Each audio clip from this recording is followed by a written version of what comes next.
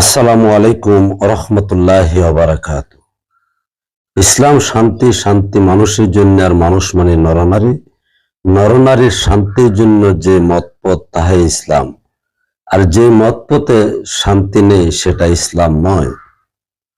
তো সুতরাং আসুন আমরা দেখি যে নারী পুরুষ কে কার সাথে সহবাস করতে পারেন তা কোরআনে কি বলেছেন। কারণ সহবাস ভিন্ন, একটা নারী পুরুষের শান্তি চিন্তাই করা যায় না। কেননা দৈনন্দিন 3 বেলা খাবার আমাদের জন্য যেমন একান্ত জরুরি, তেমনি যৌবন আর নারী পুরুষের জন্য যৌবনের খিদা নিবারণ করা একান্ত জরুরি। না হয় নারী পুরুষ কখনো সুস্থ, শান্তি, নিদ্রাময় জীবনযাপন করতে পারে না। তার জন্যে সর্বপ্রথম দেখুন সূরা মুমিনুন আয়াত নাম্বার 7, যেখানে স্পষ্ট বলে রেখেছেন যে নারী অর্থাৎ একজন পুরুষের ডাইন হাতের মালিক অর্থাৎ দাসী, তার সাথে সহবাস করা বৈধ। অর্থাৎ একজন বিবাহিত স্ত্রীর সাথে যেমন তার সহবাস করতে হবে, তেমনি ওই নারীর সাথেও তার সহবাস করতে হবে। তো এখন এই ডান হাতের হলো মূল বিষয়। আবার আরেক আয়াতে সূরা নিসার 24 নম্বর আয়াতে সেখানে একইভাবে বর্ণনা করেছেন। তো যেখানে একইভাবে বর্ণনা করেছেন, তা এই যে ডাইন হাতটাকে প্রাধান্য দেওয়া হয়েছে, ডাইন হাতের অধীনস্থ কে দাসী বলা হচ্ছে। তো প্রেমময় শক্তি সত্তার অধীনস্থ সকল নারী পুরুষই হতে চায়। কেন প্রেম যদি আপনার মধ্যে না থাকেন, তাহলে প্রেম আরেকজনের সাথে করতে পারেন না বা দিতে পারেন না। আরো সহজ ভাষায় যদি বলেন, সহবাস করার জন্য নারী পুরুষের দৈহিক সক্ষমতা এবং সহবাস শক্তি বা উত্তেজনা শক্তি যদি একটা পুরুষ কিংবা নারীর মধ্যে না থাকে, তাহলে তার দ্বারা সহবাস সম্ভব নয়। আর এই শক্তির অধিকারী পুরুষের কাছে যদি আনুগত্য স্বীকার করেন কোন নারী, তাকে ডাইন হাতের অধিকারভুক্ত বলা হয়। আর সেই ডাইন হাতের অধিকারভুক্ত নারীর সাথে আপনি সহবাস করতে পারেন।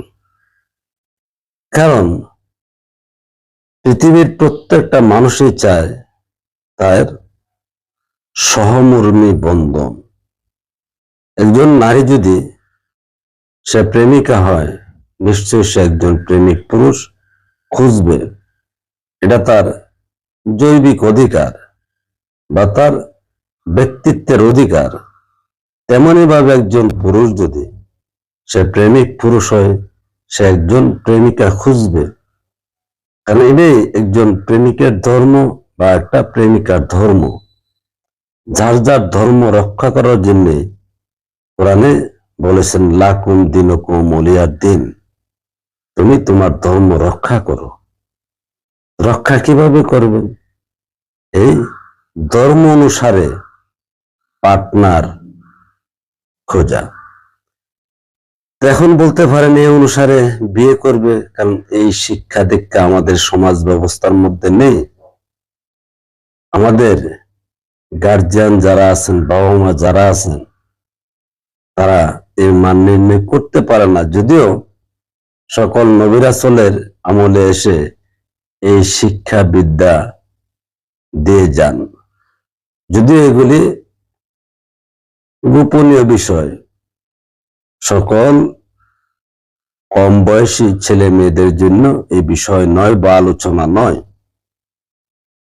তো সেখানে বয়স্ক বিজ্ঞ ব্যক্তি যারা, অর্থাৎ এই ধর্ম শক্তি, যৌবন শক্তি বা যৌন উত্তেজনা শক্তি অধিক পরিমাণে যারা আছেন, তারাই বুজুর্গ হন।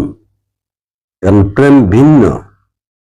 প্রেমের বর্ণনা যেমন করা সম্ভব নয়, প্রেম অনুভব করা সম্ভব নয়, প্রেমের বাস্তবতা সম্পর্কেও জানা সম্ভব নয়। একজন প্রেমিক পুরুষই জানে প্রেম কি, একজন প্রেমিকা নারী জানে আসলে প্রেম কি। তার বাইরে যদি অতি সাধারণের কাছে প্রেমের গল্প করেন, তা অহেতুক বা তাদের কাছে ভৌতিক গল্প ছাড়া আর কিছুই নয়। কেননা একজন যৌবনা নারী কিংবা পুরুষ যাদেরকে আল্লাহ নিয়ামত, রহমত, দয়া দিয়ে রেখেছেন, তারা দৈনিক 3, 4, 5, 6 বার পর্যন্ত সহবাস করতে পারেন। ততটুকু শক্তি বা কামনা বাসনা তাদের দেহে এবং অন্তরে আছেন।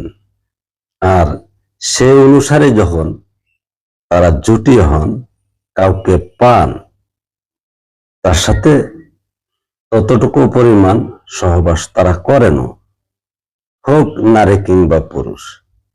এখন আসুন, আপনি যদি একজন পুরুষ হন, অতি প্রেম নিয়ে আপনার আবির্ভাব হয়েছে, জন্ম হয়েছে, আপনাকে আপনার বাবা মা বিয়ে করাই দিলেন একটা মেয়ে, সে 2 দিন 4 দিন পরও আপনাকে সে নিতে চায় না, আপনি তো ওই সঙ্গিনী নিয়ে হতাশা ছাড়া আর কিছুই নয়।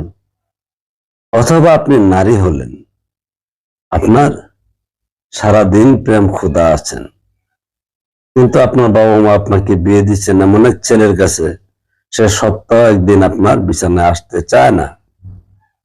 তাকে নিয়ে আপনি শুধু হতাশায় নয়, মনে হবে জীবন, যৌবন, দুনিয়া সকল কিছু আপনার জন্য যেন বরবাদ হয়ে গেছে। কারণ আপনি যেভাবে তাকে পেতে চান না কেন, সে তো তার বিপরীত অবস্থানে গিয়ে থাকেন। তাহলে তার সাথে আপনার কিসের জিন্দিগি, কিসের শান্তি, কিসের ইসলাম, আবার কিসের ধর্ম? কোনো কিছুই নয়। প্রতিটা মুহূর্তে যেন আপনার জীবনটা বরবাদ হয়ে যাচ্ছেন। আর এই প্রেমানলের আপনি দুঃখে দুঃখে মরতেছেন। তো সেই সমস্ত নারী পুরুষের জন্য হলো আল্লাহ অর্থাৎ ধর্মের পথ খোঁজা, জানা, চিনা। আর সেই অনুসারে একজন নারী যেমন ধার্মিক, তেমনি একজন ধার্মিক পুরুষের সাথে তার সম্পর্ক বৈধ। আর সেখানে সে আত্মসমর্পণ করতে বাধ্য।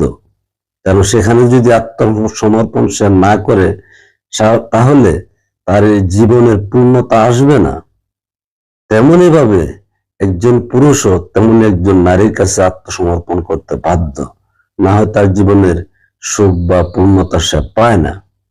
আর এখানে মূলত ধর্মের দাস দাসী, এই দাস দাসী অনাদিকাল বৈধ ছিলেন, চলমান আছেন এবং অনাদিকাল এই দাস দাসী বৈধ থাকবেন।